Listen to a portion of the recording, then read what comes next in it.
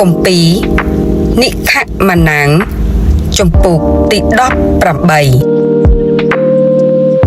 រីឯយេត្រូជាសង្ឃនៅស្រុកម៉ាឌៀនដែលជាឪពុកក្មេកម៉ូសេការបានឮពីអស់ទាំងការដែលព្រះយេហូវ៉ាបានប្រោសដល់ម៉ូសេនិងពួកអ៊ីស្រាអែលជារាជទ្រង់ដោយទ្រង់បាននាំគេចេញពីស្រុកអ៊ីស៊ីបមកនោះលោកក៏នាំនាងសេផូរ៉ាជាប្រពន្ធម៉ូសេដែលបានឲ្យត្រឡប់ទៅផ្ទះវិញទៅជាមួយព្រមទាំងកូនរបស់នាងទាំងពីរដែរគឺមួយឈ្មោះកៅសមត្បិតម៉ូសេនឹកថាអញនៅប្រទេសក្រៅហើយមួយទៀតឈ្មោះអេលីសាត្បិតលោកថាព្រះនៃឪពុកអញទ្រង់បានជួយអញក៏បានដោះអញឲ្យរួចពីដាវរបស់ផារ៉ោនផងយេត្រូឪពុកក្មេកម៉ូសេនិងកូនទាំងពីរព្រមទាំងប្រពន្ធម៉ូសេបាននាំគ្នាមកឯលោកនៅទីរហោស្ថានត្រង់កន្លែងដែលដំឡើងត្រសាលនៅជើងភ្នំនៃព្រះយេត្រូក៏ផ្ដាំទៅម៉ូសេថាអញយេត្រូជាឪពុកក្មេកឯងបានមកដល់ហើយបាននាំទាំងប្រពន្ធនិងកូនឯងទាំងពីរមកជាមួយផងដូច្នេះម៉ូសេក៏ចេញទៅទទួលឪពុកក្មេកក៏ក្រាបសំពះហើយថើបលោករួចលោកសាកសួរគ្នាទៅវិញទៅមកពីសេចក្តីសុខទុក្ខហើយនាំគ្នាចូលទៅក្នុងត្រសាលឯម៉ូសេលោកចាប់តាំងរាយរឿងប្រាប់ឪពុកក្មេកពីអស់ទាំងការដែលព្រះយេហូវ៉ា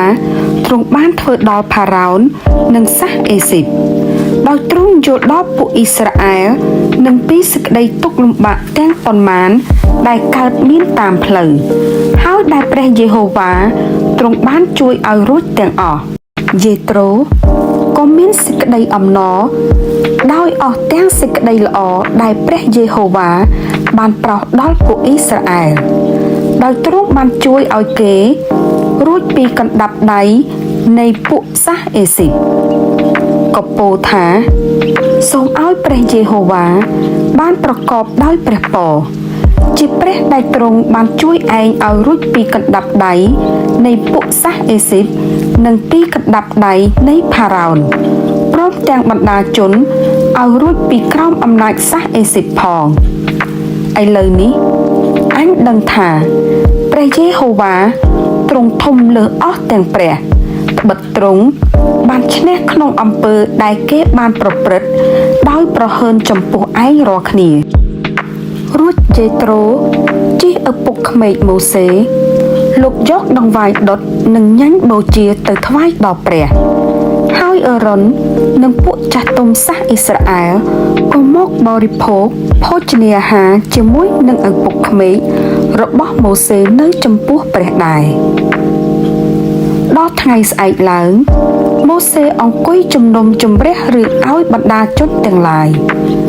ឯបណ្ដាជនទាំងអស់ក៏ឈរនៅមុខលោកតាំងពីព្រឹករហូតដល់ល្ងាចកាលឪពុកក្មេកម៉ូសេបានឃើញអស់ទាំងការដែលលោកធ្វើសម្រាប់ពួកបណ្ដាជនដូច្នោះនោះក៏សួរថាតើឯងធ្វើអ្វីដូច្នេះហេតុអ្វីបានជាអង្គុយតែម្នាក់ឯងហើយបណ្ដាជនគេឈរនៅចំពោះមុខឯងតាំងពីព្រឹកដល់ល្ងាចយ៉ាងនេះម៉ូសេក៏ឆ្លើយទៅឪពុកក្មេកថាពីព្រោះគេមកឯខ្ញុំដើម្បីទូលសួរដល់ព្រះកាលណាគេមានរឿងអ្វីនោះគេតែងមកឯខ្ញុំហើយខ្ញុំវិនិច្ឆ័យឲ្យគេព្រមទាំងប្រាប់ឲ្យគេដឹងអស់ទាំងសេចក្តីបញ្ញត្តិនិងច្បាប់របស់ព្រះផងឪពុកក្មេកម៉ូសេក៏និយាយថាដែលឯងធ្វើដូច្នោះនោះមិនស្រួលទេត្បិតយ៉ាងនោះឯងនឹងថយកម្លាំងទៅព្រមទាំងកម្លាំងនៃបណ្ដាជនដែលនៅជាមួយនឹងឯងផងពីព្រោះការនេះហួសកម្លាំងឯងហើយនឹងធ្វើតែម្នាក់ឯងមិនបានទេឥឡូវនេះចូលស្ដាប់សិនអញនឹងទូលមានឯងបន្តិចក៏សូមឲ្យព្រះគង់ជាមួយនឹងឯងផងគឺឲ្យឯង បានឈរជាជំនួសបណ្ដាជនទាំងឡាយ នៅចំពោះព្រះដើម្បីនឹងនាំរឿងគេទាំងប៉ុន្មានទៅទូលដល់ទ្រង់ហើយឯងនឹងបង្រៀនអស់ទាំងសេចក្តីបញ្ញត្តិនិងច្បាប់ដល់គេទាំងបង្ហាញផ្លូវដែលគេត្រូវដើរនិងការដែលគេត្រូវធ្វើដែរត្រូវឲ្យឯងរើសយកមនុស្សប៉ិនប្រសប់ដែលមានចិត្តកោតខ្លាចដល់ព្រះក្នុងពួកជនជាមនុស្សទៀងត្រង់ដែលស្អប់ការសំណូកហើយត្រូវតាំងមនុស្សទាំងនោះឡើងឲ្យត្រួតត្រាលើជនទាំងឡាយឲ្យគេធ្វើជាមេលើមនុស្ស 1000 នាក់ជាមេលើ100 នាក់ជាមេលើ50 នាក់ហើយជាមេលើ10 នាក់ផងឲ្យអ្នកទាំងនោះ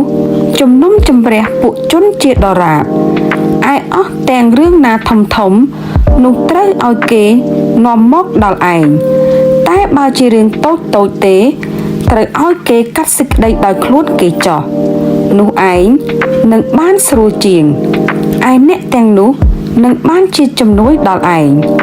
បើឯងព្រមធ្វើដូច្នោះហើយព្រះទ្រង់ក៏បង្គាប់ផងនោះឯងនឹងនៅស្ថិតស្ថេរបានហើយបណ្ដាជននេះនឹងបានទៅដល់កន្លែងគេដោយសុខសាន្តទាំងអស់គ្នាដែរម៉ូសេលោកក៏ស្ដាប់តាមឪពុកក្មេកហើយធ្វើតាមពាក្យដែលលោកថាទាំងប៉ុន្មានគឺលោករើសយកមនុស្សដែលប៉ិនប្រសប់ក្នុងពួកអ៊ីស្រាអែលទាំងអស់តាំងឡើងឲ្យធ្វើជាមេត្រួតត្រាលើបណ្ដាជនទាំងឡាយជាមេលើមនុស្ស 1000 នាក់ជាមេលើ100 នាក់ជាមេលើ50 នាក់ហើយជាមេលើ10 នាក់ដូច្នោះអ្នកទាំងនោះក៏ជំនុំជម្រះពួកជនជាដរាបទៅគេនាំអស់ទាំងរឿងរ៉ាវណាដែលពិបាកមកដល់ម៉ូសេតែអស់ទាំងរឿងរ៉ាវណាដែលតូចនោះគេកាត់សេចក្តីដោយខ្លួនគេវិញរួចម៉ូសេបញ្ជូនឲ្យឪពុកក្មេកទៅនោះលោកក៏ត្រឡប់ទៅស្រុកវិញ